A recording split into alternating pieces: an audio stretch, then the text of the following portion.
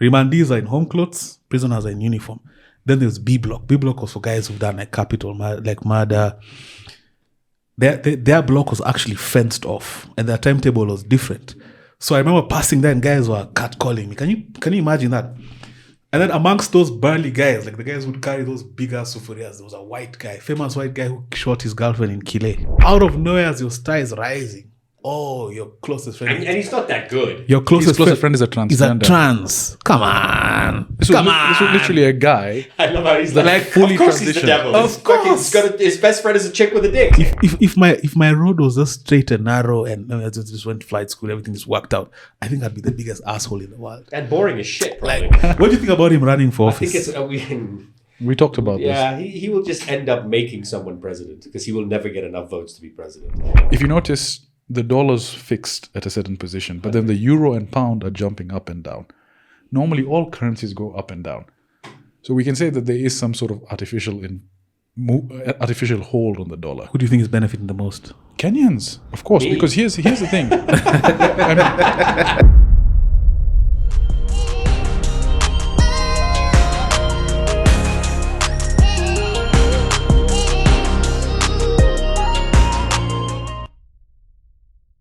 Every other time with Eric, and we're back. Another trio episode, man. Long awaited. I missed you guys, man. Missed you too. It's been like 2 weeks, right? Like I've genuinely missed you guys. I'm actually trying to hold back the energy, man. Really? Does the rat race ever stop? No.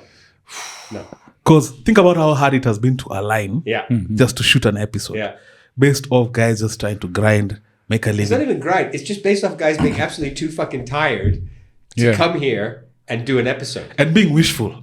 Tomorrow, Thursday after work. Yeah. I realized after flights also sometimes it's a reach. Today I was in class. That was what I was up to. I was doing a refresher. What do you do in class? So we're doing something called, there's crew resource management, we have dangerous goods, we have aviation security. You have to renew them every year. It's a license or just like an exam? It's a dispensation kind of. Okay. So today we're relearning about all the equipment of the aircraft. It's called SEPT class. So proper strict about these things, eh? Like you have to know how many fire bottles we have, how many quick donning masks. You have to know where they are. You have to know how they're used. So because in 3 months, you kind of forget. You get in the loop of just. It ends up being like driving a car. So the industry has set checks and balances to make sure that you're always on top of your shit. Do you find it breaks the monotony from flying? At least gives you a break? Today was a break. Because it's peak season for you as well, which is chaotic, right? We've just taken now this month starting, things are slowing down a bit. But the last 2 months, crazy. You've flown a lot of Mozambiques to the beach, Crazy. And then the worst kind of flying, what I was doing the day before yesterday, I took you guys a picture when I was going to LD. I was safety. So safety is your backup for a trainee. So you're not flying. I was sitting while you guys were sitting in the jam seat. It's so boring, man. And you looked fucking finished. The sectors in that picture. are so, it feels so much longer, man, than when you're actually flying. What is the flight? An hour? 40 minutes? Diani takes us about 55. LD takes us about 45. But it feels like double the time when you're not flying. When you're just sitting there watching someone. See, that's how we felt. We had to sit in the cockpit with you. But how have you guys been, man? I think, when did we last catch up? With Fareed, we caught up last week. We shot an episode on Coffee Pump. Yeah, that was cool. That was a Coffee Pump or midnight?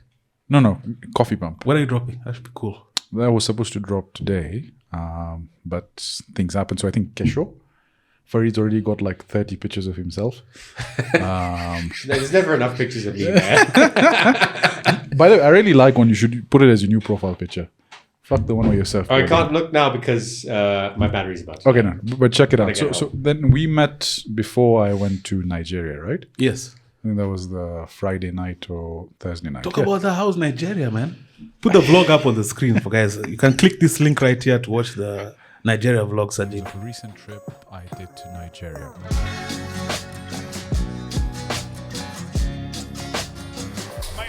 What I'll say is, okay, if you haven't been to West Africa, I highly recommend you go to this place.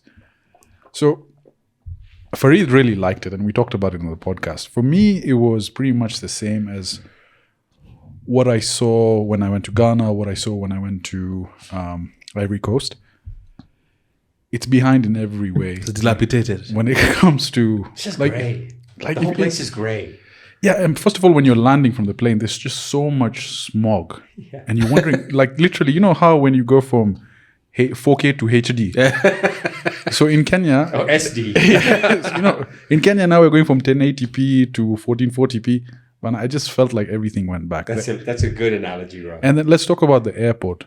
When you get there, you have to organize someone to come and pick you up. But when you said that puzzled me, because you said even on your vlog, you're like, Kenya beats Nigeria airport. Bro, you can't compare the two. You can't compare the two. You can't. And I, funny enough, sorry, please. I used to work with this startup incubation lab, and the owner was Nigerian, so I was in Lagos quite a bit, around COVID and just after. And I used to go alone because they had an office there, and I was doing marketing work for all their startups. So I fly into Lagos, and they'd be like, this guy will meet you. He'll come and take your passport. Correct, yeah. And then he'll walk you to baggage claim. And by the time you got your bag, he'll come back with your passport. It'll be stamped. Otherwise, you wait in line for hours and hours and hours. So it's not a government guy. This is just a guy. It's a hustle. But first of all, the guy comes up. Each time, it's a different guy. And he's like, give me your passport. And each time you're giving it to him going, I hope this is the guy. This is the guy, yeah. And so what they do is... Yeah. I mean, so we went as part of the Internet Society. So they organized someone. But our parent company also has data Internet Avengers. That sounds cool. The Internet Society. So they had people organized for us. So when you come, they see pictures. Now, I'm easy to spot because I was the only Indian over there. So they're like, yeah, this is definitely Sajid. That must be Sajid. So he comes up to me. He's like, are you here for the Africa Peering Forum? Sure, come with me. Give me your passport. And they have arrangements with everyone from the exit of the plane all the way to your luggage to get you cleared through. If you don't have a person, the usual suspects will come up to you and say, what are you carrying for luggage? Why are you here? Just making it from ridiculous. The airport. That's like you're welcome to Nigeria. From when you talk her. And so we had the guy just clear us out through. But then I could check other passengers coming in, Chinese folks, other guys from Kenya, just being hassled. And they literally ask you for money up front. Yeah. No, they ask for the last page in your passport, which is usually a $50 or $100 bill. Correct. And so what happens is you actually have to fill a landing card and an exit card. So a landing card and exit card, that's government stuff, or that's government. That's government. That's government. System. No, that's government. / cartel. Airport cartel. And it's web based now. Oh, is it? Yeah, it's now web based. Now a lot of Kenyans didn't know that because they were expecting. If you didn't have, you tore our cash. So us, luckily, we did all that stuff. When we get to our luggage, some guys were coming to ask us what's in your luggage, but he stopped everyone from coming to approach us. And my brother there, he's good. Yeah, but he was sorted out, all right? So once you exit the airport, the other thing that I realized was your transport. You have to have transport organized and protected transport. And the people that came to pick us up had weapons and guns, and there were cops and officers. Like you had a whole brigade of people following you. It was very chaotic just getting out of the airport. But you're going there in a higher dispensation. If first of all, does one need a visa to go to Nigeria? No. Yes, you do. Really? You do.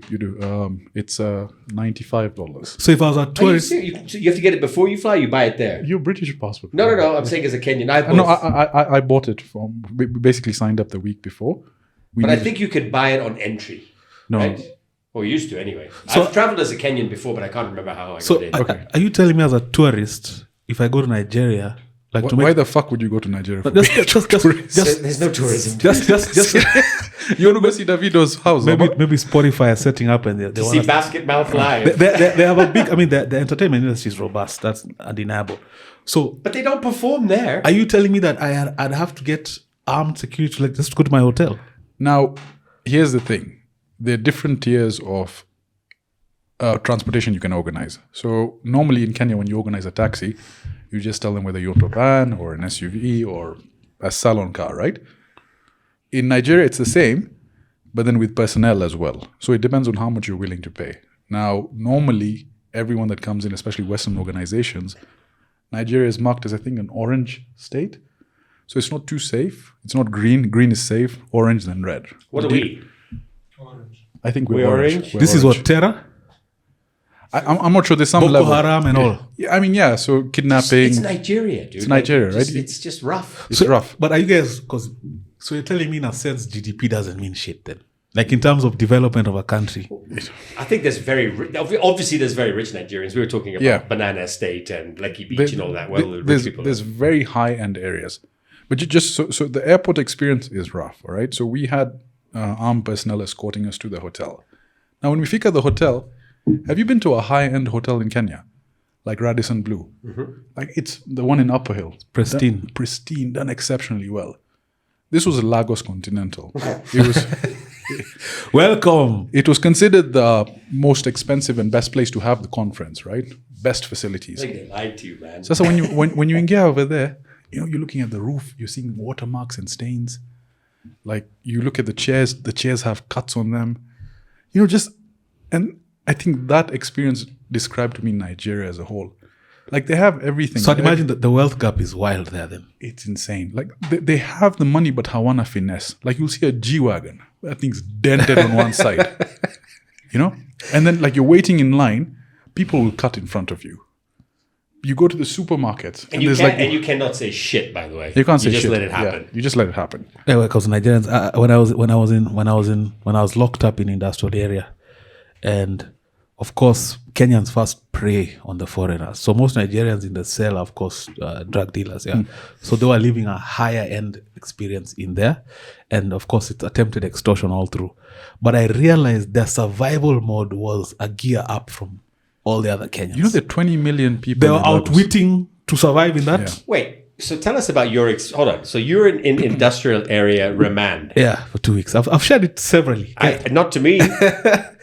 I'll summarize. Yeah, so... For what? Alcoblo for the 7th, 8th time. I had no one to call to raise the 30 Gs. Like I'd chomed with everyone. I'd burnt family, everyone. I didn't even bother. Like I asked 1 or 2 people and like no one was even willing to. So I ended up going to industrial area. So I spent 2 weeks there. Of course. How frightening was that? The most frightening thing I've been through in my whole life.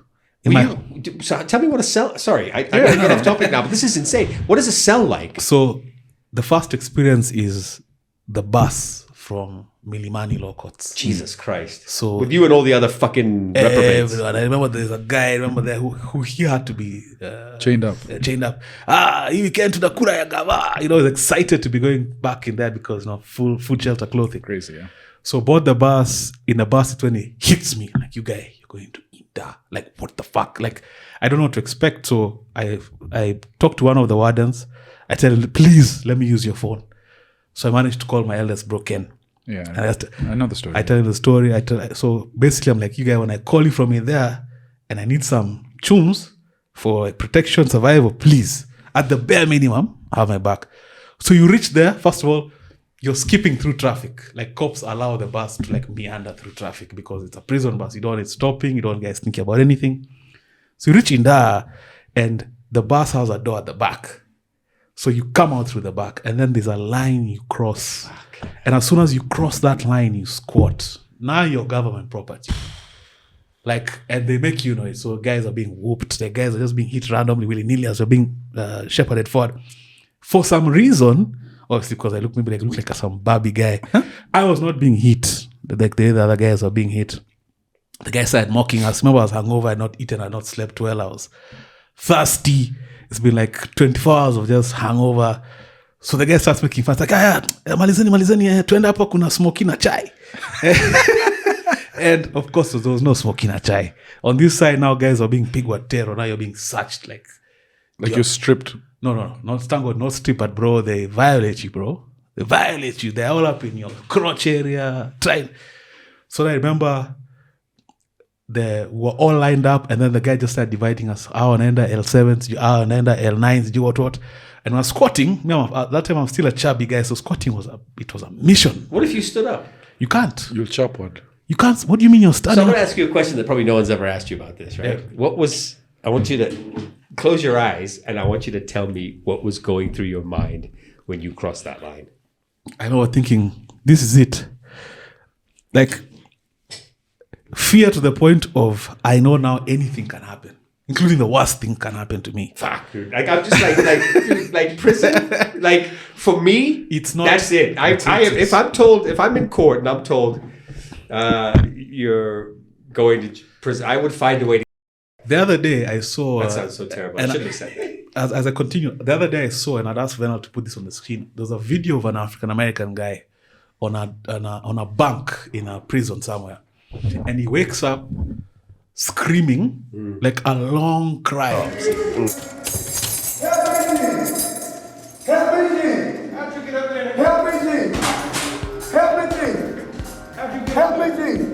Clean there. Help me thing. Clean there. And you know what that was? It was dawning on him. I'm not going anywhere. I'm here for. I'm And stuck. they're like, shut the fuck up, motherfucker. Yeah. yeah. Put that video up. The guy was going through that real realization that fuck. And apparently, some of the comments saying he had some sort of neurodivergent issue, like autism or something. Like whatever I did wasn't worth it. So as we Scott and are being divided, they bring us this. I swear those things look like dog bowls of food, and those githeri and the kula. So of course me, I don't want to eat, but I'm looking around and so like I put a few in my mouth, you know. Then now we're taken to the cell. This was a How scary. did it taste? The githeri. Garbage, man. It's garbage. It's food to keep you alive. It's not food for nutrition Or enjoyment. So we go to the cell, and that was now entering the cell was scary because when I enter, everyone starts wait. So at first I'm like, what have I done? Because I'm just trying to find a place to like position myself. Wait. So you're not supposed to come in with your shoes. They try to keep It clean. the rest of the cell clean, you know. So like leave your shoes there. Don't bring dust because it's so easy to get sick because it's so overcrowded. So of course you're taken to the big boss of the cell. Guys ask you, what are you here for? I told them, ulikuwa unakula mali yako wewe na uko hapa. So there was like shock. And then, yeah, man, just settle into it, man. I used my gift for the guy. I got a rapport with the Kinara. He told me how things work. It's like sleeping there is this much, sleeping there is that much. This is that state house, that wenyeji, a lot of Nigerians, drug dealers. There was the guy who scammed government like 900 million. He's there. He had like a double mattress. He had a bucket of water. Then there was second tier. So second tier was 5 Gs. But it's a one-off payment. So of course I made shakes, man. I managed to call my brother. He sent the money. I had a spot to chill. Then it was a survival because. And then what does the third level look like? Third tier is now you're getting closer to the toilet area. Yeah, fuck, man. There's some guys they're called Kairos, eh? These guys are people who they have no one in life. Yeah, you find some of their bail is like rubbish money, but they have no one in life. Yeah, it's like 20K and they just can't fucking pay it. They're like chokora, so they survive by like they clean, they fetch water because water is also a cartel. You don't just. Did you think you were okay? I'm gonna ask you like this question. I don't know if this is gonna stay in the episode. Did you think you were gonna get raped? It crossed my mind. And by the time now, because it's been 24 hours now, it's like going to 30 hours. I've not slept. By the time now, I was so tired where like now I need to sleep. Of course, I lay on my back and I'm like, okay, I'm gonna black out for sure. I'm not gonna be like, and I prayed to God. I'm like, God, just keep me safe. I got approached, like not so directly, like, yeah, I wanna sleep with you, but guys were engaging me in funny conversations.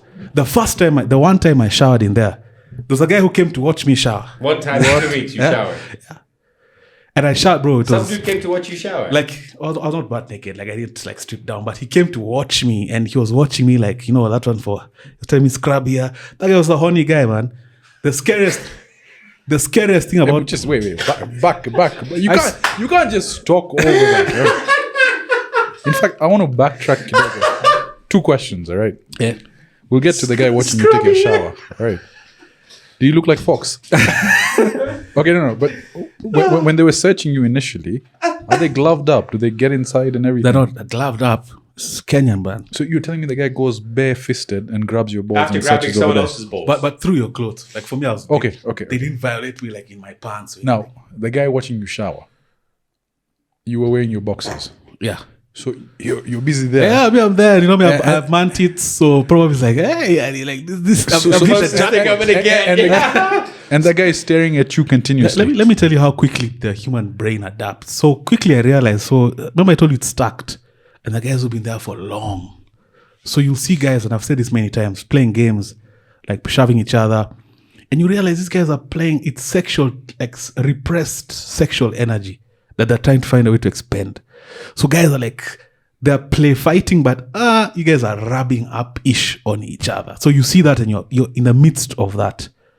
And you have to survive. But the brain adapts, bro. By day 3, I was not at ease. I was not living in fear. I was just there. Okay, so 2 weeks go by. You're in this fucking place. Yeah. Then one. You didn't get raped. I didn't get thank raped. God. I didn't get raped. The worst thing was, remand is worse than prison because you're there exactly how you came in terms of clothes. Like you're not changing clothes. You're dirty. It's miserable. It is miserable. And then It's like intermittent fasting. You're trying to not eat, but you're hungry, but the food is garbage. It's like a whole leaf of sukuma wiki and like some soft ugali. Terrible. What the torturous part was not knowing when. I was like, I know these guys are not going to leave me here forever. So why were they keeping you for 2 weeks? See, learn your lesson, nigga. Like, you're a nuisance. So how did you get out? You're a nuisance. What happened? Of course, guys. I don't know if you say this on here, but people, of course, it's Kenya, man. But I mean, surely So you can say it. We're talking shit about... And you shouldn't have been in jail for 2 weeks for that shit anyway. You should have been just had your license revoked and told you can never drive again. In reality... I think he had... No. In reality, I was actually supposed to be sentenced for 6 months. You pay a fine or you do 6 months, not remand, prison. And the fine is how much? It was 30K.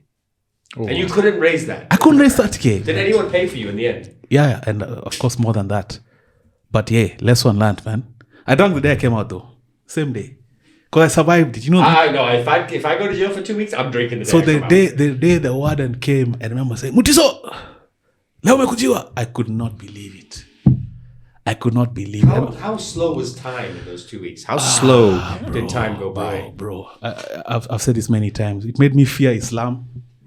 It made me fear Christianity because, like I've said, the Muslims would pray not 5 times, maybe 10 times a day just to pass time. And of course, they enter that trance state. And then now the Christians cannot be outdone. So they have to also now immediately Muslims pray. They have to now do a prayer circle and start praying that the walls will fall down and everyone will be free. So clearly Christianity is not right because the walls didn't fall. From like a mass... It came out of Jew. like a mass exodus. And initially, I've said this again, I used to avoid going. I didn't join any prayers. And then on the Saturday where they discuss prison matters, so on Saturday evening, they try help people get out of. How many people in the cell? It's supposed to fit maybe 30. Maybe what? Just under triple that. Jesus Christ. So we're cramped. So on Saturday, it's like a town hall now. Sajid is here for ABC. Sajid, I'm a lawyer. I'm an experienced criminal. Now we give guidance for you to go to tear yourself in the court. Blind leading the blind. Yeah. And then now they raise also issues like Fareed is fighting with Sajid. You guys stop arguing. You keep bickering. You should be bickering. So it was... Just make love. Tell him about the guy that was running the place. No, it was raised that people are feeling I'm a bad omen because I'm not praying. So I'm the one who's keeping them in there. You mean guys that have been there for like 10 years? As soon as that meeting was over, I joined the Christian circle and guys were praying, bro. I joined. And that fake conman guy who was like preaching, I remember, unajua kijana, ukifika jela, wajua kasi zimeanza. That shit sticks with you, man. Have you ever watched that show on Netflix called Inside the World's Toughest Prisons? Yeah, I've seen Please watch that show. Crazy. It's crazy. I think the only prisons they do in Africa are in Angola and I think Mozambique. Was that crazy? Yeah, I mean, but the worst are in South America. Oh, South America. I saw some guy talk about how he was gang raped, man. Hey. Yeah, this Australian fella, right? Yeah. Was it South America? You're being gang raped, for sure you're getting AIDS. You're being stabbed. You're cramped. It's dirty. Bro, prison is not... This dude do you know what this dude happened to this dude? He just blacked out. And it just happened. Have you watched that movie, Charlie Hunnam recreated it? Papillon. No. Wild Papillon. Yeah. It's about... Papillon's a butterfly in French, no? Yeah, just check it out. I'll send you which movie it is. It's about a guy that gets wrongly accused by some gangsters he used to work with. He wanted to get out of the crime. So they were saying, okay, do one last crime for us. And one last job. And the guy ends up doing the job. He delivers the jewelry. Next day, cops come and get him, arrest him and take him. Now, back in the day, France had a lot of colonies. So they took him to one of these islands. And initially, his sentence was supposed to be 1 year, 2 years. The guy, I think he left after 35 years. And that movie describes his life. There was a part where he stood literally in a room where you can touch your hands when you extend them. He spent 5 years like that. Multiple escape attempts. I don't want to spoil the story, but beautiful movie. And I think there was an old actor that did it. You know, the famous actor who Bullet, the movie in the 1970s. Mm-hmm. What was his name? Steve McQueen. Steve McQueen. I think Steve McQueen acted in the original one. So it's a remake. The second one was a remake. So I watched I want to watch it. The second one, and then I found out that it was a remake of the original one and based on a book. It's funny though, because prison. I love shows and movies and films and documentaries like on prisons, but it is like my biggest fear in life is going for an extended period of time to prison. That's my biggest fear. Bro, picture this. So the guys who carry the food around, big guys, bulky guys, roughest of the roughest, but they got catcalled. I've shared this before. So there was B block. B block was for guys. There's remand and prison. You're in the same vicinity. Remandees are in home clothes. Prisoners are in uniform. Then there's B block. B block was for guys who've done like capital, like murder. Their block was actually fenced off, and their timetable was different. So I remember passing there, and guys were catcalling me. Can you imagine that? And then amongst those burly guys, like the guys who'd carry those big ass sufurias, there was a white guy, famous white guy who shot his girlfriend in Kile. I think recently they had negotiated. His embassy managed to get him out after like 10 years, man. Right. He was one of the guys. Like, no one used to fuck with him. Like he was a proper prisoner, man.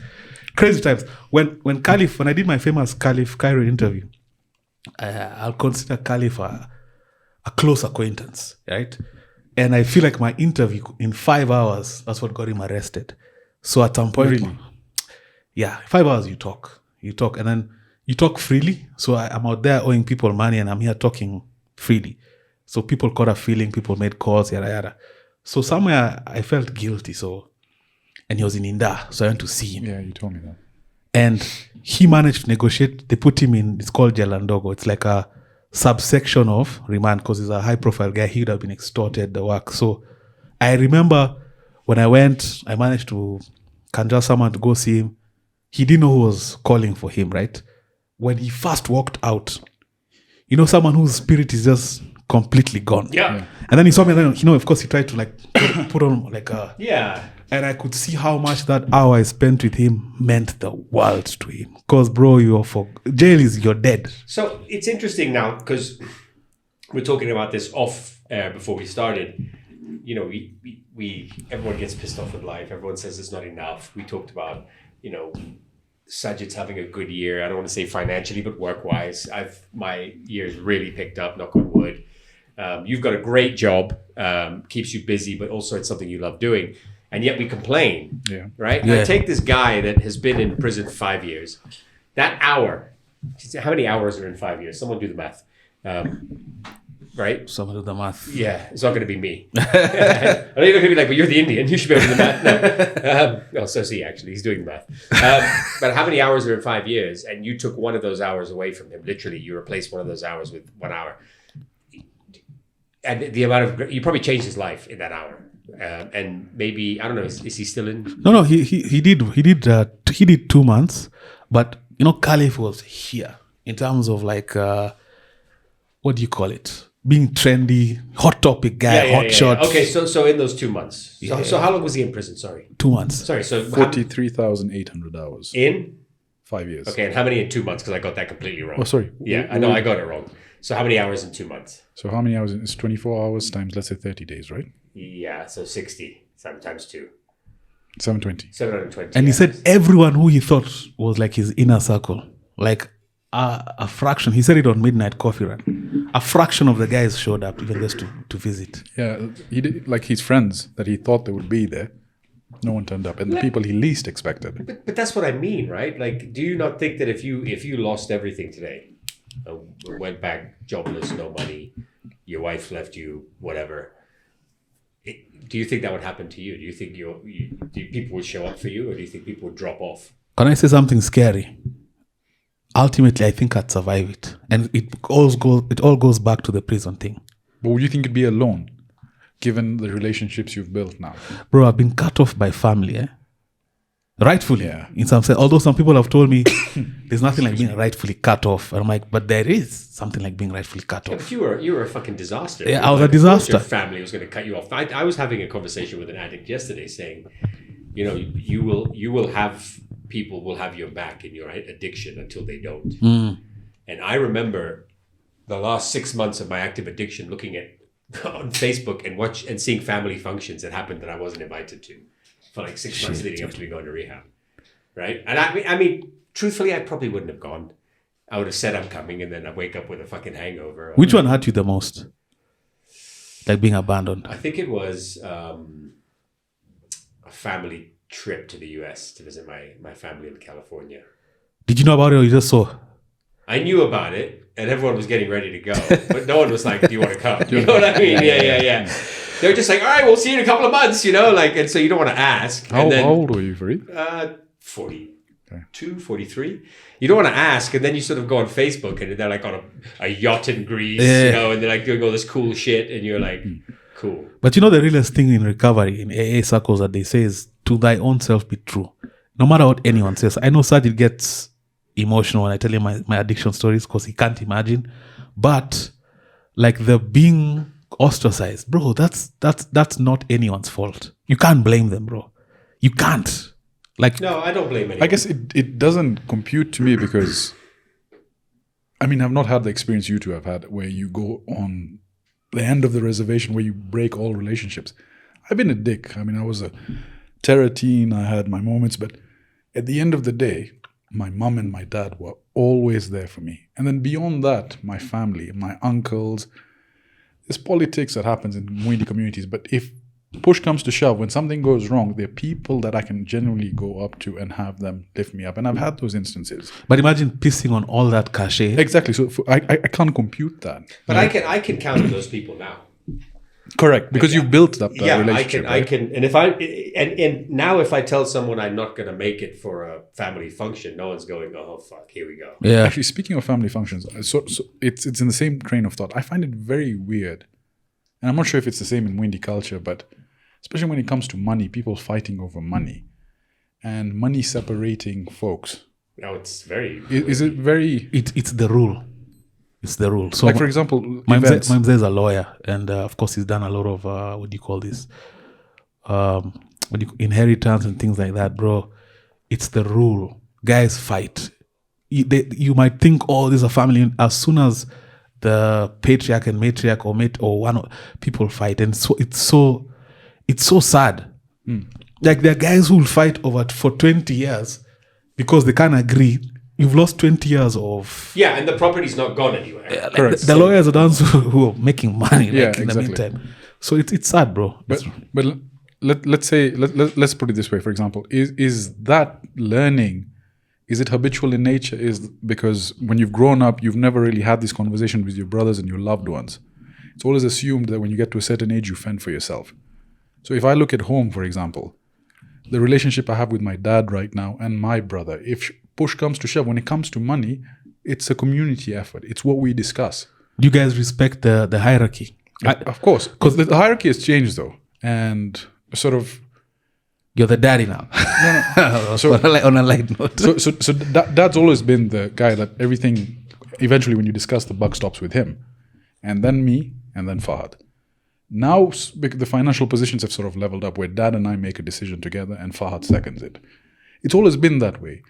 But there's never been an issue where the fuck is this money? What are we doing with this money? This money is mine. You know, nothing between my sisters, me, my brother. My dad and his family had that issue. But then what we tried to do from a very young age is what's ours is ours. We split it that way. Okay, but let's assume your dad passes away. Sorry, God forbid, tomorrow. And there's an inheritance. Yeah. Whatever number, whatever figure. Do you think that would stand? Yes. 100%. So there's two ways to look at it. In Islam, the boys get a majority share compared to the daughters. But then if there was $1 million bob on the table, I'm splitting that thing 33%, 33%, 33%. Even if my sister belongs to someone else and I'm part of another family, she's still my fucking sister. Me and my brother will not argue. That's sort of been established right now. But from getting to know you over time and how you guys run your family, the community is... You see, us guys were socialized. It's a very different philosophy. So, you see that fend for yourself, go. Like, leave the nest, go. So, I used to think that's the rule until I've watched how you guys roll. And I'm like, this makes more sense in many ways. Because you're keeping the wealth here and everyone is benefiting. And who else is supposed to benefit from the wealth that you create other than family? Why? So let's the different verticals where we can look at that. Let's look at the living situation, right? If 3 of us were brothers, okay, and we all went our separate ways, 3 different incomes, 3 different expenses, 3 different lives. What we believe in is let's pool in those incomes together. We get one massive place. Each person has their own section. 3 incomes, 1 household expense. Everything is pooled in together, stronger together. And you have famous celebrities who are doing this as well. And I know Andrew Tate gets a lot of shit, but just look at what he's doing. It makes sense. Him and his brother literally stay together and pull everything together. It's a rule even when they engage women. When they engage women, exactly. I mean, women never come in between. But when it comes to money... Women that they keep captive. Those are false stories. Those are false stories. It's not real. No, I know. Well, I don't know. I'm just going by what... One thing I'll say is he's come a long way around. Because I've been an Andrew Tate dick rider. But anyway... Back to that conversation. This is the living expenses, right? But if you look at now weddings and funerals, bro, no offense, the African culture, I still don't get it. Like within Islam, if you die, 24 hours, you're buried the next day. How does that work? Let's live here a bit, because how does everyone just agree that by tomorrow evening, we've buried so and so? It's the law. It's part of the. Even the modalities of it. My mom died on a Friday. And we were trying to push the funeral to Sunday. And the mosque was like, no, it's tomorrow morning. It's tomorrow morning. She died Friday morning. By midday on Saturday, we were done. So let's look at it this way. There's that aspect where you bury, all right? The community takes care of everything. The food, the meals, you come, you prepare. It's maybe a 1 day, 2 day event. People will visit the home of the what's the right, bereaved? Bereaved, yeah. And we just prepare food for that. Versus my colleague who lost their mother, there's, first of all, you add it to a WhatsApp group. Fuck that. I'm like, Fareed has left the group. Yeah. And you basically contribute for this thing. That's standard practice. Okay, just listen. We have to buy them uniforms. The fucking siblings have to wear matching fucking uniforms. Then there has to be a priest that has to be organized. All right? There has to be goats that have to be gingered. And then when you get there, it's like a university graduation kind of thing where everyone is talking about the degrees they've had and the experiences they've had. And there's money then all boils up to just entertaining that. And then they don't even bury yet. Then there's a burial period for different families. So the body goes from here to there to there. Body goes on tour. Bro, it's like... Does that really happen? That happens. Yeah. And you have to finance all that. Yeah, why wouldn't you just fucking do what we do? Just put them in the ground 24 hours later and it's over. Bro, guys are exhuming bodies. I mean, for what? To fight about inheritance. I don't mean to shit on the culture, but bro. But you look at it from a financial perspective and look at it from it's ridiculous in today's day and age. No, every time I get added to one of these WhatsApp groups, our beloved blah blah blah passed away. And you know it's coming. For contributions, I'm like, Fareed has left the group. As cruel as our culture is, bro. Is it cruel though? It's not cruel. No. So is it cruel as it may seem? Because literally, you're wrapped in a white cloth. Prayers done. Go. Yeah. Here, on the flip side, what they're saying is we give the time to mourn and grieve, but then it's just so much time. There's so much money, so much effort. Can I talk about you? You grieve anyway, right? Grieve anyway. 24 hours later, you don't stop grieving the person that's in the ground. It's normal. Let's not get specific, but you guys had your cousin was getting engaged and invited me. Oh, you're talking about that function. Yeah, okay, yeah. Sorry. So I was, of course, the only Afrikaner, the only black guy there. So I was so impressed with how efficient this function was. In an African function, you guys, they have to know I went to nursery school in the introduction. Oh, study this and this. Oh, this is Captain Order there. And if you're the black sheep, there's a guy in the corner there. Yeah. So it's all just a dick measuring thing. Yeah. Yeah. This guy, his brother prayed on behalf of the family. No speeches. Guys mingle. It was so swift. I spoke to my brother about it. I was like, you guys know, things need to change. Yeah. So, but do you think that what do you think is the reason for that? Because and we're going to be blunt here, so forgive us. If you look at the Muslim Asian community globally, especially in countries like in East Africa, Iran, US, Canada, whatever, they have money. There's a good percentage of them have money. The African communities, however, do not have as much, but yet it seems like whatever they do would cost more. I think it's an inferiority complex, to be honest. And a lot of our that generation before us, there was a lot of guys did things for society, for comparison. Like getting a degree. Yeah, it's all about the outward. Like getting a degree, knowing that all you were ever going to do is farm. If you think about like even growing up, the church environment, it's all about showmanship. Oh, this guy's got a new car. Oh, look, Sunday best. It's all about who's doing better than the other. Because we don't do that. We don't do that at all. Even the Ismaili community, we don't go to mosque in the full fucking kurta. We don't. Although in Hurlingham, you go on a Friday and you see the Range Rovers parked outside. But they're all dressed the same. To be fair. No, they're just driving their cars. They're not there to show off. So weddings as well. What brackets do you sort of have to place a person you invite into the WhatsApp group? Because I've met a person once in a conference for a meeting, and we had a 20-minute conversation. And 2 years later, I was added to a fucking group to contribute, and I wasn't even invited to the main fucking wedding. Is that common? It's common, but meeting twice. That's he just saw it like these guys are rich. But for funerals, you don't even have to know the fucking person. They just add you. You just add it to a group. They're like, who's got money in this fucking WhatsApp list? So here's the thing. I know people who earn quite a lot, and they add me to that group. I immediately leave. Now, if there's an askari or there's a cleaner that's going through something similar, and we know they have someone that's passed away, okay, I will give on the side, not in the group. And by the way, it becomes a dick measuring contest as well, because every time you give something, they listed contribution from Sajid Vayani this much. It's a peer pressure thing. That's what it is. But for okay, in terms of people who are like perhaps less fortunate, like you've described, like maybe a guard who you'd imagine maybe is not be able to. I understand that, but there's certain tiers of society that need not do that. And here's another thing. Why is it that we have to give charity and showcase it to the world? What's the pressure of saying, this is how much I gave, this is how much I did? It's showmanship. But this is one of my biggest problems with people who do charity and then they fucking Instagram that shit. Why would you do that? Why would you give money to or help or whatever it is, food, whatever, and then put yourself? I remember a very famous radio personality for whose name I will not reveal on this show. I'm trying to guess who. Asian. I'll just say that. Don't guess. Just lady. You know who it is. Okay. There was this must have been like 20 years ago, 15, 18 years ago. She's like in the streets. It's like right when social media kind of started. Took a picture of her giving medicine to some like street kids and like street family. And I'm like, she's like, oh, and you just happen to be carrying the fucking medicine around? Like, what a fucking joke. You know what I mean? But it's you've heard of the term of virtue signaling. Yeah. Virtue signaling is basically in this era of where everything is posted on social media, where you want to show the world how nice you are, how charitable you are, how woke you are. So guys do a lot of that. But it's bullshit. It's bullshit. It's bullshit. Because I find, and I think that's how God works.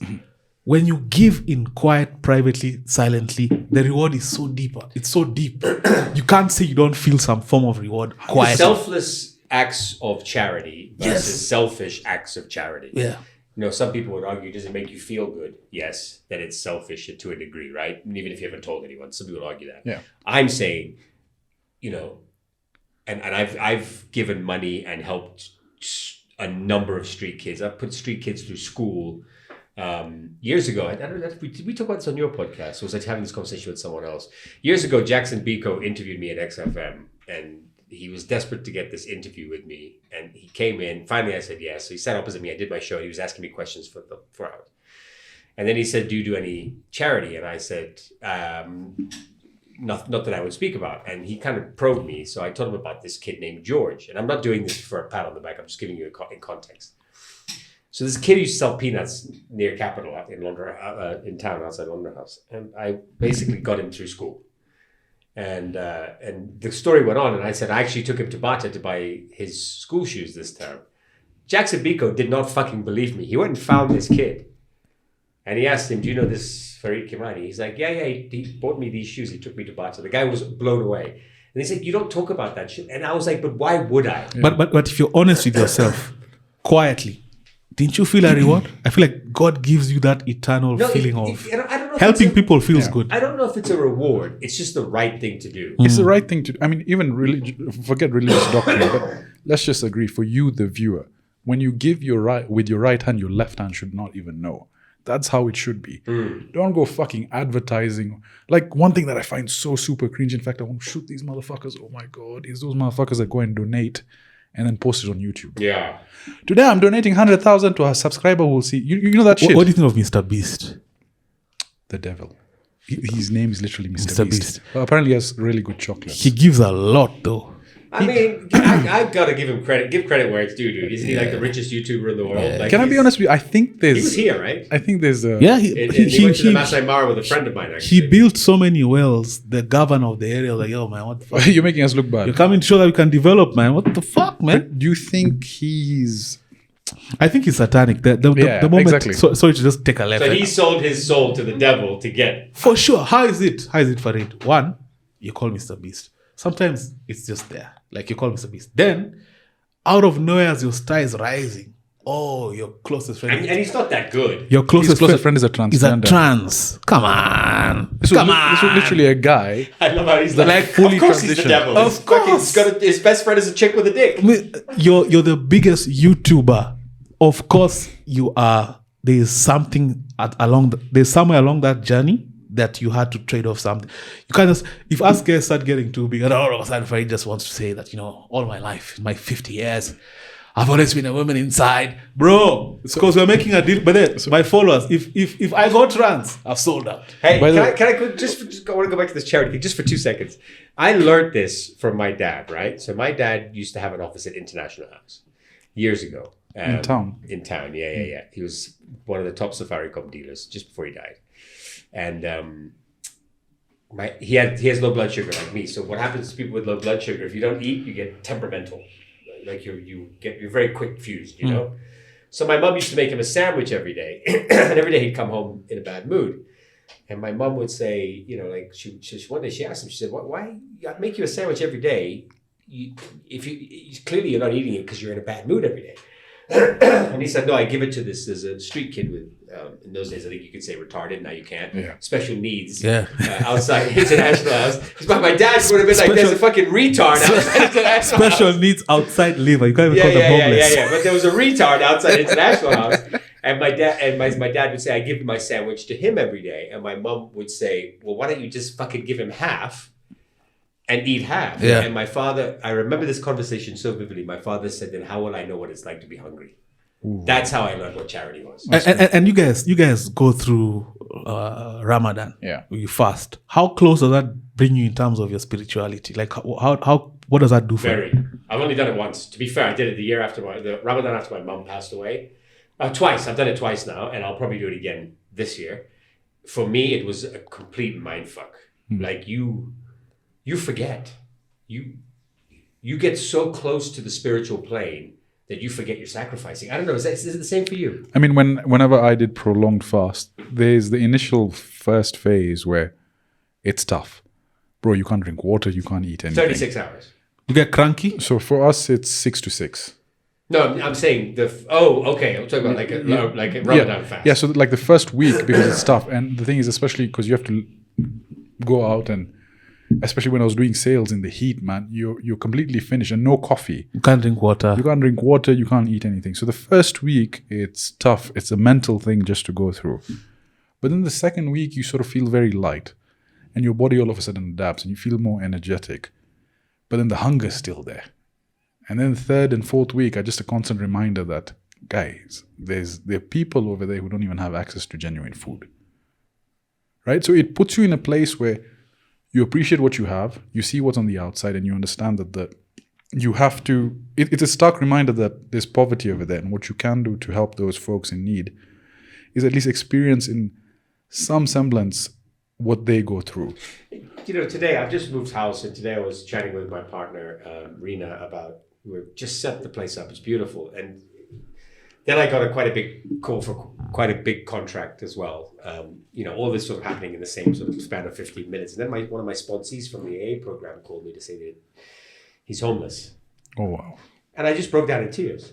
Here I am, like, lots of money, 3-story house. You forget, because it's so easy to forget, right? It's so easy to forget that there are people that are struggling when you're doing really well.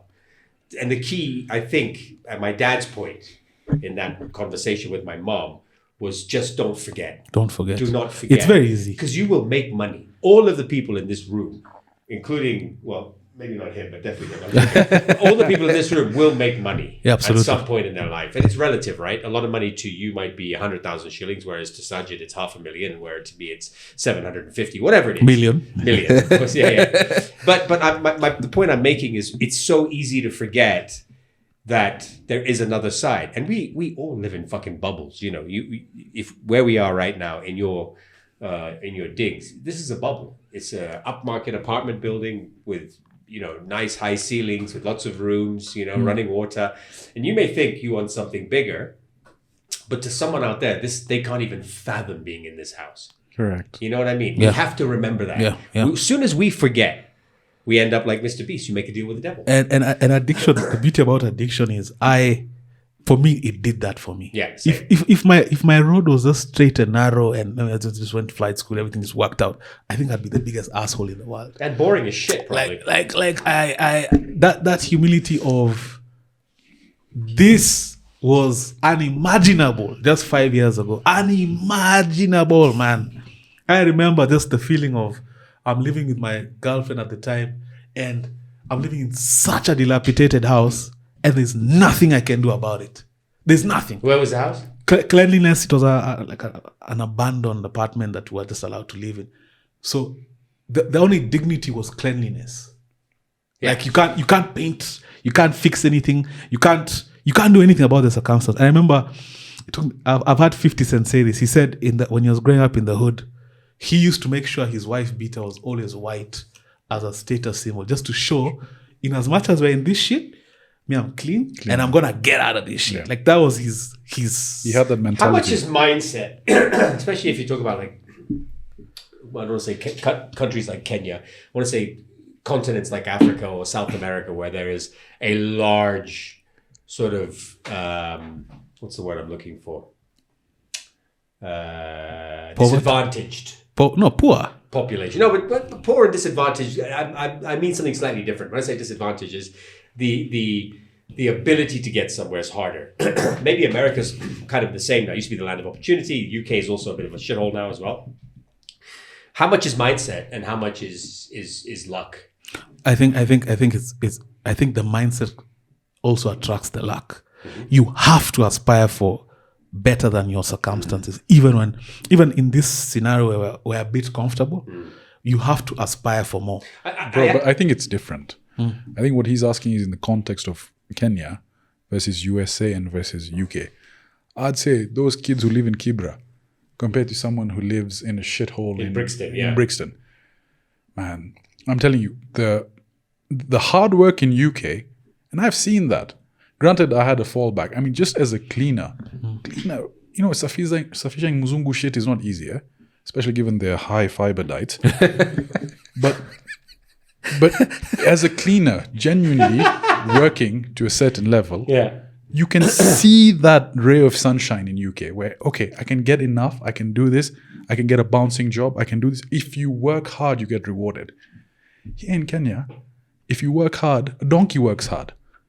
Right? No, so what I'm trying to say is in Kibra, what opportunity will pay you £6.50 an hour? But there's so many success stories of ghetto kids here, or I don't like the slum word, so kids from informal settlements who make it big. What makes them different? I don't have to go far.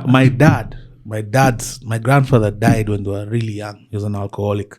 He was a major in the army. They were doing well. My dad was, I think, in Westlands Primary as a young kid, him and his elder brother.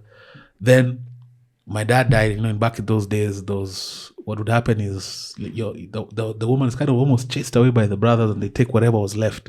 So my dad did an urban-rural migration from Nairobi to shags, mud-thatched, keeping the walls together with cow dung.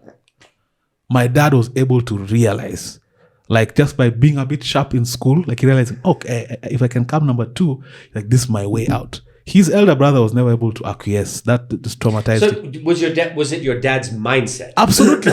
And because of decisions he made, he changed a whole generation. Because if my dad didn't do what he did. Even his younger brothers, the two of them ended up pilots. He literally pulled them out of the it. whole family out of poverty. But it was a mindset. But what I was trying to say is, and just circling back to that point, is if we were to take two individuals, one from Kenya and one from UK, give them the same poverty circumstances. The poverty circumstances in UK are very different from the poverty circumstances in Kenya. Yes. And so I feel that the Kenyan person has a disadvantage in the sense that the opportunities for them to climb out of it is much harder than the person from the UK. But that would be an African thing or a South American Correct. thing. You just do not, or India as well. I mean, India. But isn't that what? And I think us guys, your generation, our generation, kind of allowed it to happen. Isn't that what Gen Zs are fighting? They're realizing, like, hey, this isn't fair. But the country has to grow. You know, I think our president has said a number of times, was it Singapore and Kenya got independence in the same year? We lent the money. Yeah. Imagine. How insane is that? We lent the money. Look at them and look at us. But we've talked about this for 3 episodes straight, that they probably had to go through a difficult time for the country to turn around. And I think that could be what we have to do as well here. There's so much that needs to happen. But then you go to places like fucking Nigeria and you see, hold on, Kenya looks like fucking Singapore. You know what I mean? I'm telling you, comparing those two countries. We talk about this with Saj all the time, and I don't care what anyone says. We are special people as Kenyans. Bro, like 100%. Highest. I mean, how are we the highest users of ChatGPT in the world? How? Because we don't like, because no, is that true? I didn't even fucking know that. True. We beat Israel. How? You know, I normally get Kenya, what do we ChatGPT? Kenya is a special place. Kenyans are a special breed of people. I love ChatGPT. I trained in South Africa for a period of my air school. Bro, come on. Those guys didn't hold a candle to any Kenyan. But I have this theory on South Africans and Kenyans and why Kenyans are way more advanced. So in South Africa, they've got something called Black Economic Empowerment, right? Which Mandela, it was a noble cause to say that he wants to increase the number of quotas black with people quotas in high ranking positions in organizations and corporations. I could be wrong about the particulars. Just hear me out. Kenya's been doing that since independence, right? If you look at most big multinational Kenyan companies, the CEO is Kenyan, right? Yeah. Right now in South Africa, they forced these people who got independence in the 90s. with no qualifications. Were not even allowed to be educated before apartheid ended. The difference is here, even under colonial rule, Kenyans were still being educated. Correct. Yeah. Not to the level of the Europeans, the British, but they were allowed to be educated. So Kenyans had such a fucking head start on South Africa. Yeah. You know, and now you know, sadly, and I will be hung, drawn, and quartered for saying this. Why is South Africa in the shitter as a country? Why is it the highest crime rate in the world? Why? Corruption. They've ruined it, man. No, because it was built by one race and handed over to another one that wasn't ready. It wasn't ready. Yeah. There wasn't sort of a handover process. The airline, and I mean, I'm a black guy, and in South Africa, I couldn't hang out with the black guys because they were annoying. They whine a lot. I'm also gonna be crucified for this, but I'm not gonna chill with you because you are black. Me, I've never rolled like that. Like, obviously, look at this podcast. But see, I don't even look at you guys. I know we crack jokes all the time. I don't consider you guys a different race. Like in my mind, I don't think like. Yeah, I've been given the N-word pass on Instagram. So. No, well. I haven't, but I use it all the time. Can we put up Eric in my chat over here? But that whining, we had a driver who used to pick us up and take us to the airport for training. Now, granted, I mean, so driver is driving a car, taking us to school. Some Kenyans were camped for air school. That guy from January to December, apartheid, apartheid, everything apartheid. We even used to record him and just send each other like, that time it was BBMs, I think. You can't overcome anything with that mindset. No, but the negative energy of the South Africans, black South Africans, and rightfully so. Apartheid didn't end very long ago. I mean, it's pretty recent, right? It's pretty recent. But where is the sort of, right, it's time to fucking get moving. It's time to fucking take a stand and start doing this shit. Kenyans never had that issue. Some of the most intelligent people, and I've lived all over the world, some of the most intelligent people I know are Kenyan.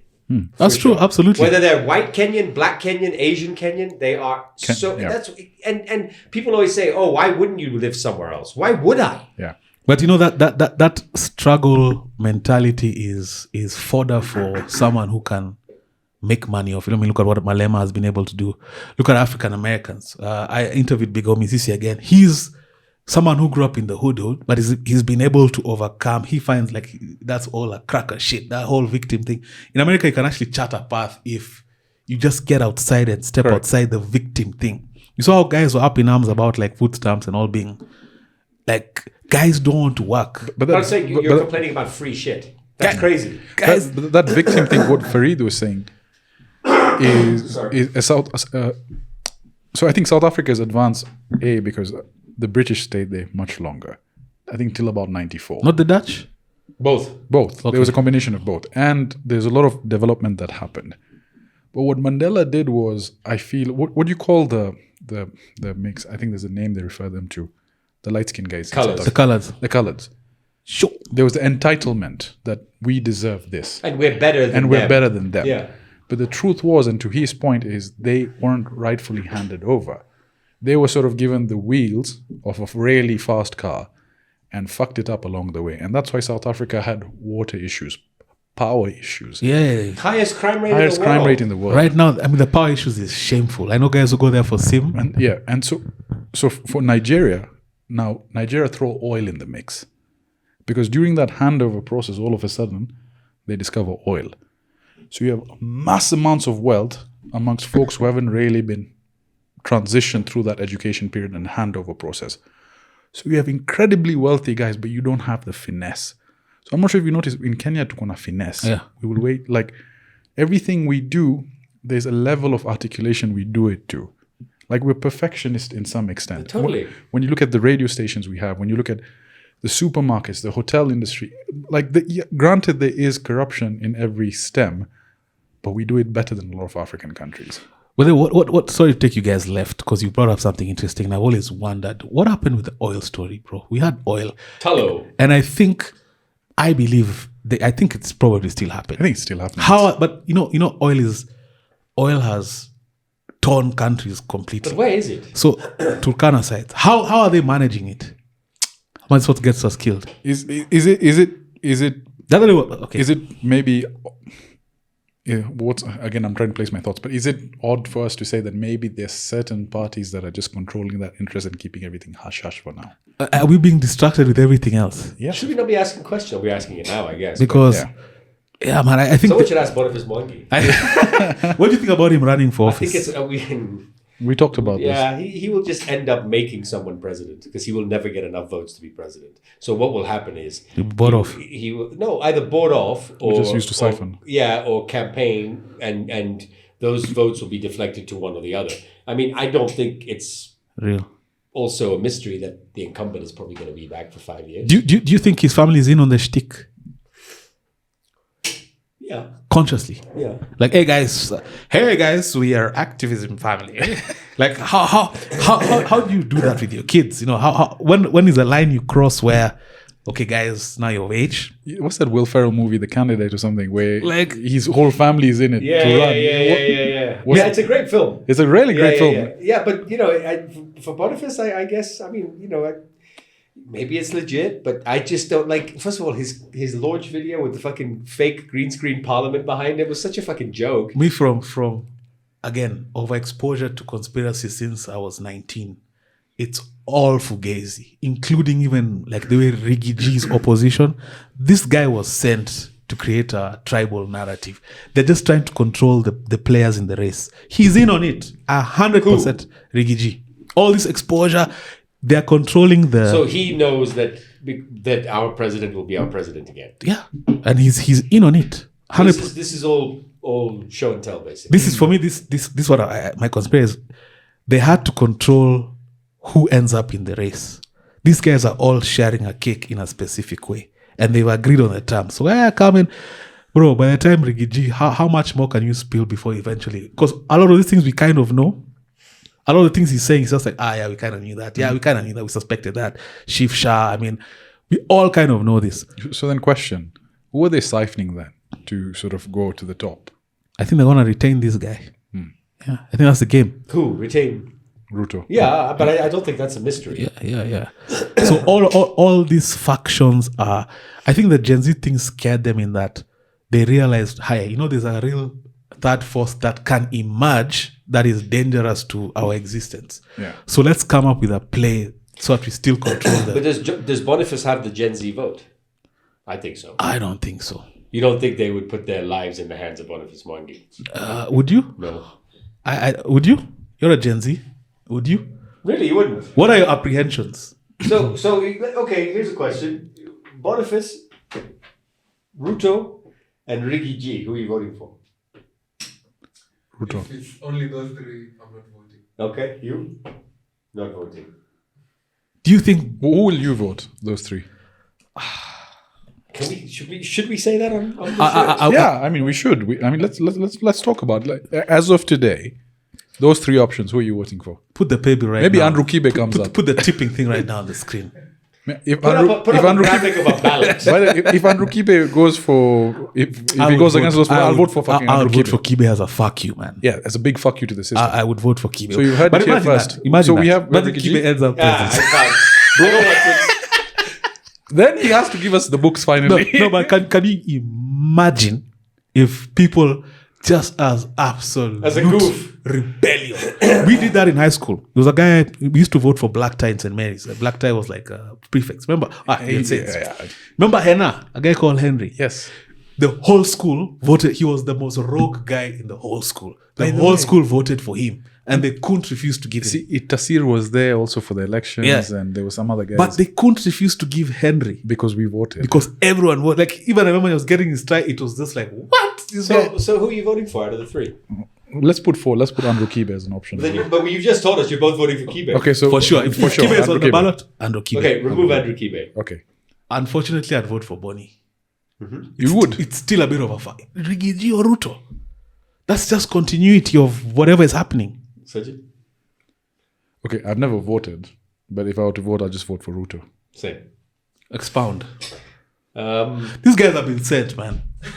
We need to be searching these guys. First of all, RUTO said he'd send me something. Yeah, my M-Pesa just came in. Here's the thing. In Kenya, we believe in comfort. All right? There's too much untapped, unanswered questions with those two potential candidates.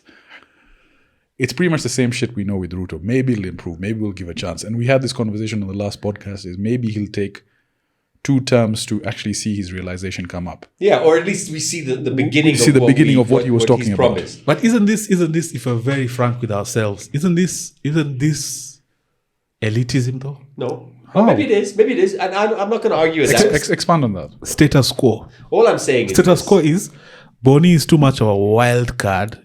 It could be a best case scenario, but But what business does he have running a country, first of all, right? I can understand. And, dude, you guys cannot tell me Ricky G is a better candidate than RUTO. When Ricky G was vice president, everyone was like, how the fuck did this guy pick this motherfucker to be vice president?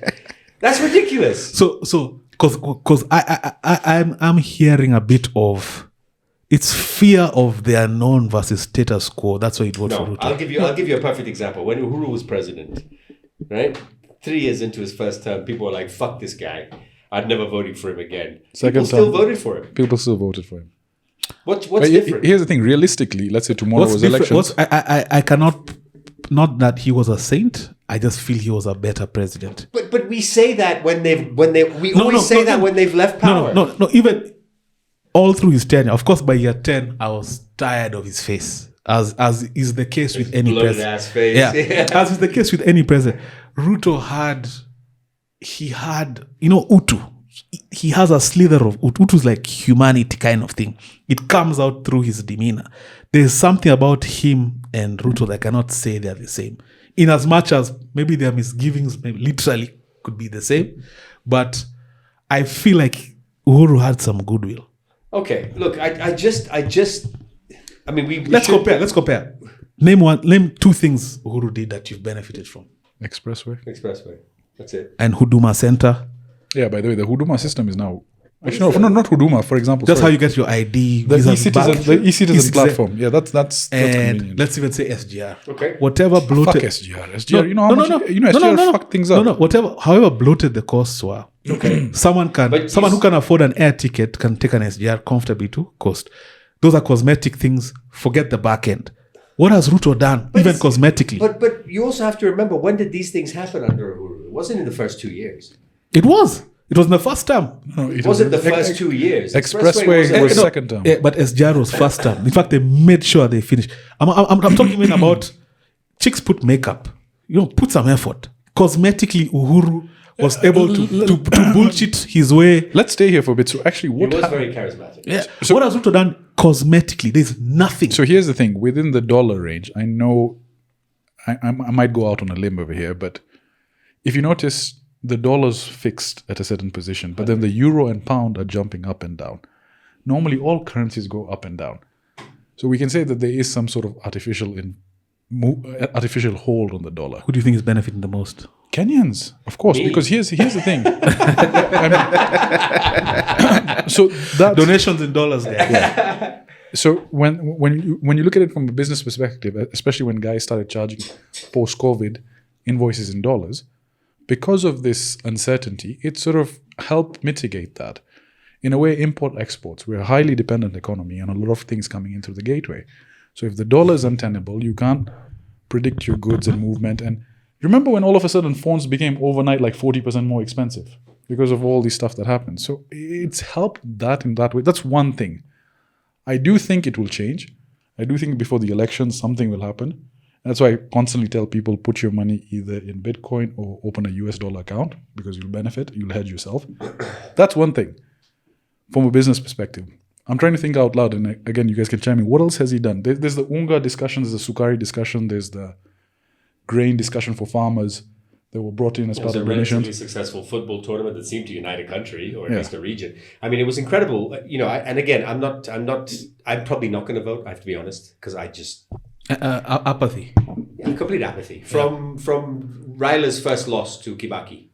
Complete apathy for me. It just doesn't seem worth it. I feel like in the last election, because I voted the previous one, I didn't vote in this. I voted the previous one. This other one I didn't vote because of apathy. I was like, they're all the same. I don't think entirely they're all the same. Like there is small nuanced differences, I feel. Well, I mean, I think also Raila has just found out what he's good at, and that's just hopping into bed with the current regime at a year or two after they get elected. But the point I'm trying to make is I probably won't vote. All I'm saying is that, it's bad. We've had tough times. I'm not going to lie, including business for, you're saying elitism, even for myself and for people I know that were making good money under the last two presidents. Yeah, but maybe it is a fear of change. I just don't think BONIFACE MWANGI should be president. I certainly don't fucking think RIGGY should be president. So, I don't think Andrew Kibe is actually going to run. Yeah. So, truthfully, if you're going to put those three in front of me and say, you put a gun to my head and say, you have to vote for one, who's it going to be? Would you vote for MWANGI? Interesting. He talks a good game. Yeah, he does. He's very eloquent. He talks a good game. Yeah, I'm not sure. I don't know enough about him, to be honest. I mean, I know of him, but I don't know enough about him. You've had exposure into MWANGI and that whole narrative. Yeah. What are the pros of having him on? I understand he's very financially well off. He's very well off. Of course, his dad was wealthy, and he was able to transfer the wealth. Him and his brothers were able to grow their business. Rumored wheeler dealer, but he talks a good. He has more of the Kibaki energy where things will change. It doesn't mean to be perfect, but I feel like he comes from that philosophy of the country must move. We cannot pilfer everything. No, but so is MWANGI a businessman? Yes. So maybe you need someone to run like a business, but also remember, it's a whole country, guys. This is not a company with 5,000 employees or 500 employees. This is a whole different ballgame. You'll have a lot of people that talk a good game that are going to walk in and are not going to be able to do the job. Yeah. And truthfully, I mean, this is not a Kenyan problem or an African problem. It's happened in the US too. You know what I mean? Yeah. There have been presidents that have come and flopped because it's a huge responsibility. Yes, eloquence is good, but truthfully, you need someone. I think that presidents should be interviewed by a board to run a country. Yeah. Like it is a company. Like it's a blue chip multinational company. That's what I think. Yeah. I agree. But switching gears. Trump, fall from grace. No, I want to talk about elitism. You hosted a padel tournament. Talk about that, bro. Gay. Talk about that. Gay. What gay. that is with this racket. How was that? It's fine. I play paddle. You know, I'm a tennis player. It's pretty addictive. And but it's fun. My wife The plays. social side of it. Paddle tournament. It's not hard to MC a paddle tournament. You literally say, all right, team so and so and so and so go to court number 1, and then you do the prize giving at the end. This was on Saturday and 400K. Sunday, right? Saturday and Sunday. Yeah. No, it wasn't that much money. I get paid quite well for certain things. That is not a high paying one. But they just wanted someone with some energy. That's it. Yeah. And someone who understands the game. You had fun? Yeah, it was okay. Got some content? Man, let me tell you, why is it in paddle? I have some content for you now. The men are severely out of shape and the women are so fucking hot, dude. It's crazy. It's crazy. Is it Little difficult? Skirts? No, it's very simple. We've been trying to play. This guy ducked. Well, he didn't duck me. So let me not say he ducked me. We'll talk about my You guys grandmother lying in hospital. And then he was like, why are you snaking me? Sorry about that, man. Is she okay? He fucking cursed her, man. Is she what? I think she slipped downstairs Oh. and then hips broke. Oh god, so she she's had still to- in hospital. She got out of hospital, but she's like on full permanent care. Right. And he was cussing her at the back end. No, Sajid called me like, what the fuck? You send your picture of my grandma in hospital. I'm like, I'm sorry, man. So she's not going to play paddle. Definitely not. Sorry, man. That's fucked up. It's easy. Paddle is easy. But I play tennis. I think for any tennis player, it's easy. But it's really approachable as a sport. And I think that's why you get a lot of fat Indians playing it. Yeah. Because they haven't fucking moved since the dawn of time. Is that a good workout? And I you sweat sweat a when I lot, play right? for sure. Yeah. But so it's approachable. It's relatively straightforward, and I think it's a good workout. People Compared to badminton, because I was Bro, badminton is insane. I think I badminton's was- harder technically. I was a beast in badminton. Badminton, table tennis, so hand-eye. I've been meaning to go play. I just need to go play. I think I'll probably get addicted. Did to you it. ever play basketball in Saints? In some, not on the team, just for shits. Just for shits and giggles. Were you good But at I was it? good, yeah. You know, I was a sportsman, believe it or not. Like I was good at sports. You know, the thing is, I'm just remembering this. Saints was such a shit school for those people who didn't know how to play sports. It was an excellent school for people who knew how to play sports. What did you used to do during games? See, play video games and masturbate. Where? At the pavilion. In the middle of the pitch. Wait, were you those guys? cafeteria. Wait. Were you those guys who, because during games, there was this batch of like 7 guys who just wouldn't even change into like games clothes and just walk around? So it started. In fact, Were you guys in the same school? Yeah. You know, in fact, you and I Skyped several fucking. So did you PE know games. each other then? Yeah. Yeah. I didn't realize you go back that He was far. in the same year, but he was doing IG. IGCSE. I was doing 844. So, I'm talking about the first. What was the basketball guy called? He was a tall Jama. And he used to always wear the black suit with the red tie. And you used to make fun of him. I can't remember. But you remember him used to wear glasses and used to be the basketball coach.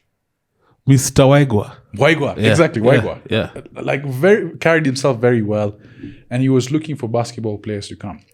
And so when I approached him, I could tell this guy, the fuck does this guy want? And so it's like, yeah, don't worry. If you're a beginner, we'll train you and we'll basically get you used to it so you can compete in the game. Now we reached the basketball court. He's like, okay, run around 10 times around the basketball court. Warm up. I was like, sour. By the time I get to the 10th round, I'm panting and I'm dead. Then he's like, okay, run and do the circus lap for the warm-up for the basketball players, which was basically going from our basketball court through Loreto, through James Gishuru, through Rafter Road, all the way back up and down. You know how long that's like what, a 10-kilometer circuit? This is my first day. And when I didn't come back, he's like, oh, sorry, you've not made the cut. I'm like, fuck you, motherfucker, it's my first day. And that's how Saints was. No, but I had trauma with. So I was good in soccer, volleyball. I could play badminton, basketball. I could swim. So because I was a big guy at St. Mary's, they like... You couldn't swim. I can really swim. Swimming gala, who was the guy who used to make fun of the mamas? Because we were both in Yellow House. I could swim, bro. No, so check. Swimming gala. So, because we would sit like Houses. there were stairs, yeah? And houses were placed over there. So Eric would come obviously with a bottle. And then he'd hide behind over there. He'd go, whenever Mama would pass.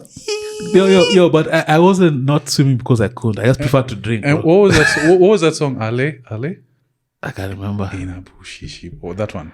I went to Kani in a Nissan Sunny. I remember to something like see that. I remember my something honey. He came up with that stuff. But I got traumatized because I was a big guy, so they assumed rugby. Now rugby, I sucked because high school. Because you're a bitch. It was my absolutely by the 100%. You see, soccer is graceful. I'm good with hand-eye coordination. Me, this contact shit. So I come to Saints. Of course, guys have played with rugby since they're like in primary school. It's my first introduction. To me, the rules are weird. I can't pass forward. I'm falling. I'm being hit. I'm getting... you guys, I just bitched out. It was just too much. Rugby. Fuck Saints rugby, was a big rugby school. Fuck rugby, yeah. And they used to emphasize like rugby. Everything else was like, sour. Yeah, bitch sports. I played basketball, high school, and I was on the practice team in university, but I never played in a game. This was in States, yeah? Okay. Because you get to, at high school, I dominated at my position, which was small forward, and then I went to the University of North Florida, and then they're like, yeah, you're probably not going to be on the team, but you can practice with the team. So a question about the high school system in States. They call them valedictorians. What is that? What's that whole thing? Top performer. Is it all round? Academically. Oh, academically. Yeah, generally. Okay, and then Salutatorian. and there's certain universities you can go to because of that pedigree. No, not really. It's just something to get from. I mean, it helps if you want to go to like an Ivy League school. Okay, and like the system when it comes to sports, especially in the schools in States, do you find that there was a lot like Division 1, Division 2? A lot of pressure from high school to get into a Division 1 school. Yeah. To play sports. And how was the routine? Is it like a 8 to 4 school system, and then you have PE in between? Like Kenyan systems, we used to come at 8. You have classes, you have break time, and then you have a 30-minute or 45-minute PE slot. Same. Okay. Yeah, we used to go in at 8:30 and leave at 3:30 with PE as a class.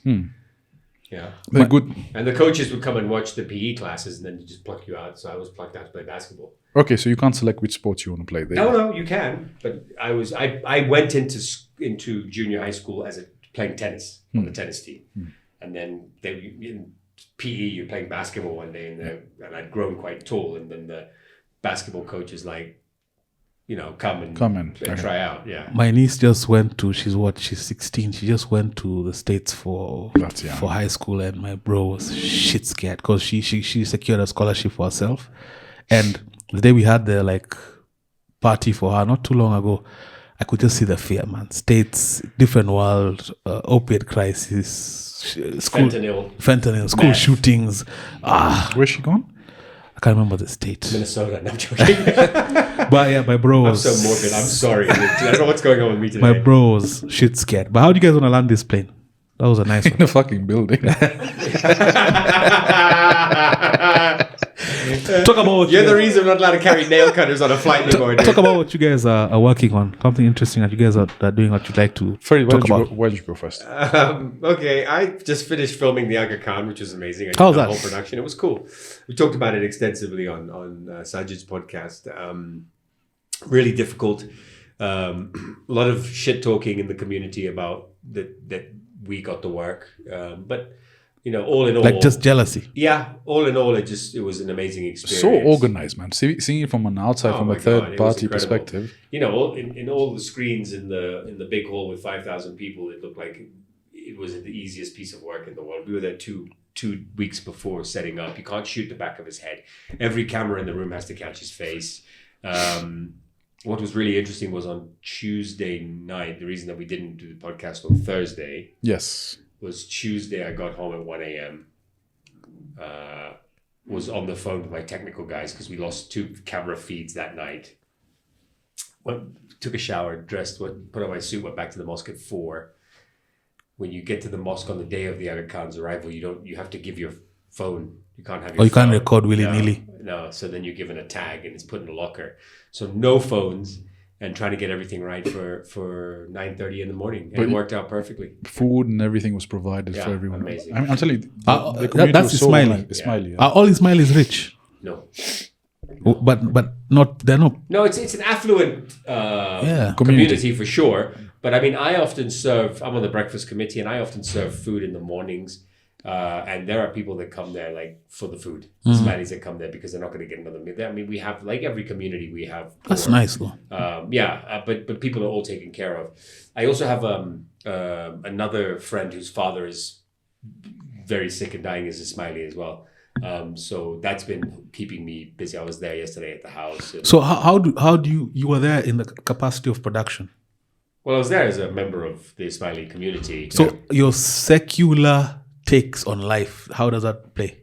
Like how is that looked upon? I mean, we're pretty liberal as a as a community, as a religion. Comparatively, I mean, the Aga Khan came in a fitted suit and he's a young guy, I mean, he's got the same hairstyle and beard as I do, you know what I mean? He's just a young guy, so it's really, we're very liberal, more liberal. But truthfully, I was there as a volunteer. So I outsourced and coordinated the production and gave the work to a company. But I was there for the 2 weeks. That was they call it Seva, which is your volunteer. Nice. Seva, Yeah. I mean, to pay them a compliment, the Aga Khan community is so well organized and they have so many businesses supporting not only a lot of folks internationally, but also their community. So if we look at it in Kenya, AKDN, which is Aga Khan Development Trust, so Aga Khan Hospital, Aga Khan Schools, Diamond Trust Bank, Jubilee Insurance. Sounds like they're inspired by some famous people world over. Yeah. My dad, apparently. Like the Jews. They also own. They do also call own, us the Jews of the. Yeah, exactly. And we all have, for some reason, big fucking noses as well. What happened to the Ismaili who walked into the wall with a heart on? He hit his nose first. So even Seacom, the undersea cable, they own shares in that as well. So they're doing a lot of stuff. They have these programs that support community members who can't afford school fees. One of my exes, her kids couldn't go to school, so they actually stepped in to help her out. And they covered everything. They're like, no problem. And she wasn't part of the community. She had married someone who was. How do I join? Well, we have to integrate your second wife. If you can stop being black, you're welcome to join us. There's a certain... The owner of Max Fries, Aziz, is Ismaili, no? Yeah, no, we have black Ismailis. There are actually black Ismailis. But not your black. You're too black. What about you? What are you working on, man? So next week is ITW, which is International Telecoms Week. That's the biggest tech conference happening in Kenya. So we have a bunch of our customers coming in. Any hotties? I wouldn't know. I'm gay. For Eric, joking. Wait, hey, bro. You guys gonna start wrestling now? What I'll tell you is it's a different caliber of people. So we've got folks from Kazakhstan coming. We've got folks from Italy, Sweden, and all the large tech giants. All of them are coming here. Radisson Blu. So if you happen to find yourself next week over there from Tuesday, you can just pretend like you're part of it. But good event. Internally at work, I told you boss has left, so there's a lot of stuff we're battling. So the podcast is sort of taking a step behind. Okay. We've got Fareed's podcast coming up hopefully tomorrow night. We need to organize the big homie CC Midnight Coffee Run. I was thinking of doing in studio. Should we do... I think for him, if we do midnight coffee run, I want to get like a range. So if there's someone who wants to give us a car... You have access to a range, bro. I'm sure if you just make a call or two. Yeah, but it's my fucking Mwindi ego. Yeah. I'm like, why am I borrowing from another Mwindi? Fuck this guy. Yo, but I must say thanks, man. This has been a nice catch up. I need this energy periodically. I need it, man, because I feel like the world is a rough and tough place. It's crazy because every time I come home from this podcast, I want to go to sleep, and I have so much adrenaline that I go to sleep at like 3 a.m. I think men's community is underrated, bro. Having a community of people you can actually talk about real shit and confide in. Exactly. It's highly underrated. Where can I get to say I'm gay for Eric? Because the world, you guys, just every day, it's just wow. It's fucked. We were even talking last this night. morning, us guys woke up on this is 5:30. We were talking in the morning. We're talking about how the world is rigged and how we can't believe we have to go to work and like how we gonna do this for the next 30 years. And then you had to go to work and show up and do the thing. Fareed, can you get us those sponsorships, please? I've been trying. Oh yeah, we'll talk about that offline. Yeah, but it's been nice. It's nice. It's always nice catching up. Yeah, and I love the way this show flows. And no, let's agree, guys. Let not 2 weeks pass again. No. So we do. Unless someone's out of the country. So we can do next week Friday. I can try and lock it in the studio for us. Okay. That's not this Friday, but the one after. Yeah, next week Yeah, Friday. that's fine. Because this one, when are you dropping this one? Mr. Venal, yo. It can be ready in 2-3 days. We can drop it over the weekend. So I'll drop Fareed's on Wednesday, which is tomorrow. This will go out on Friday. This will go out on Sunday. Sunday, okay. Sunday church time. And Call it Sunday service. Actually, so because next week now I've got the conference from Monday till Friday. We've got the conference. We've got the conference. So if we record on Friday, maybe then I'll come out on the Sunday evening. That's or cool. Monday. But I need to rent out your studio on Sunday. It's cool, man. Consider it done. So Every time with Eric. fly the plane into the building, bro. This has been an amazing trio, man. The one and only trio, man. This has been legendary. Thank you so much, guys. Keep coming back. It works. If you work it, so work it, you're worth it. Stay sober. What? You'd know that. I get it.